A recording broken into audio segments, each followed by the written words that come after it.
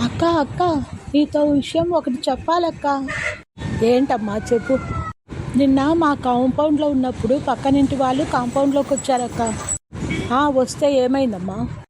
వాళ్ళు ఏం మాట్లాడుకుండేది వింటే ఏమవుతుందమ్మా?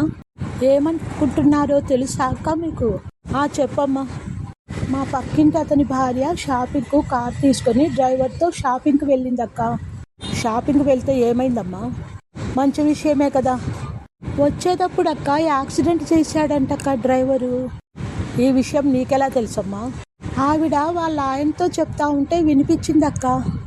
మరి ఏమన్నా అయ్యిందా అమ్మ ఆవిడకి?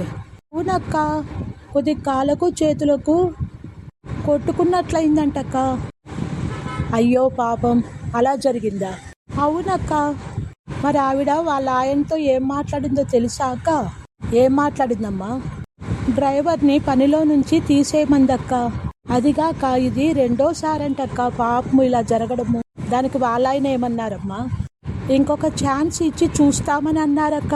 అదేంటమ్మా, యాక్సిడెంట్ చేస్తూ ఉంటే అతన్ని మార్చకుండా అలా ఎందుకన్నారు ఆయన? ఏంటి వాళ్ళ ఆయనకు ఆవిడ మీద ప్రేమ లేదా? ఎందుకు అలా చెప్పినారు? వాళ్ళిద్దరూ భార్యాభర్తలు ఎప్పుడు గొడవ పడుతూ ఉంటారక్క.